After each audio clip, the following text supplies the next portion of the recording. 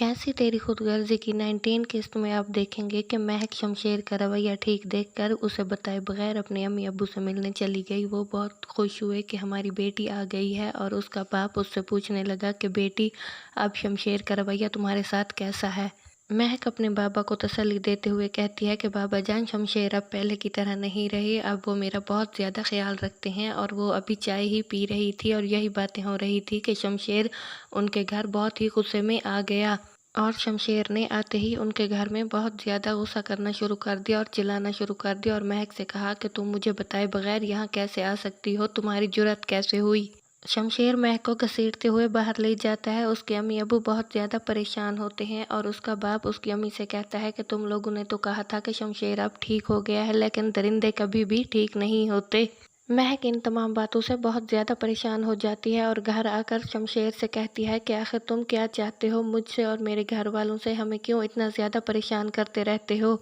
शमशेर महक को कोई जवाब नहीं देता, मगर शमशेर के गुस्से की असल वजह ये थी कि वो महक को लेकर होटल में गया और वहाँ लोगों ने उन पर काफ़ी बातें की और उनकी तस्वीरें भी बना ली। जब शमशेर ने लोगों की बातें नोट की कि लोग इधर उधर बैठकर उन पर नजरें जमाई हुई हैं, तो वो उठ खड़ा हुआ और उसने होटल में तोड़फोड़ शुरू कर दी, जिससे महक बहुत ज़्यादा परेशानी का शिकार हुई। इधर पुलिस जो कब से शेरू की तलाश में थी, आखिरकार शेरू उन्हें मिल गया और शेरू को उन्होंने पकड़ लिया। तो शेरू ने उन्हें सब कुछ सच सच बता दिया और कहा कि मैंने ये सब कुछ बाबा साहब के कहने पर किया था। उन्होंने ही उस लड़की को कत्ल करने का कहा था जो अब शमशेर की बीवी है। और पुलिस वाले बाबा साहब को कॉल करते हैं कि तुम्हारा पालतू कुत्ता पकड़ा गया है, आकर उसे ले जाओ। बाबा साहब अपने बड़े बेटे को पुलिस स्टेशन भेजते हैं ताकि वो शेरू से मिलाए। शेरू उसे सब कुछ सच सच बता देता है। वो यकीन नहीं करता और वो कहता है कि तुम झूठ बोल रहे हो, हमारे बाबा ऐसा नहीं कर सकते। वो उस लड़की का कत्ल क्यों करवाना चाहेंगे, वो भी शादी वाले दिन। उस वक्त शमशेर भी पुलिस स्टेशन पहुंच गया और उन लोगों की तमाम बातें उसने अपने कानों से सुन ली। और वो पीछे की तरफ मुड़ा और उसका भाई उसके पीछे आ गया कि तुम कहाँ इतने गुस्से में जा रहे हो।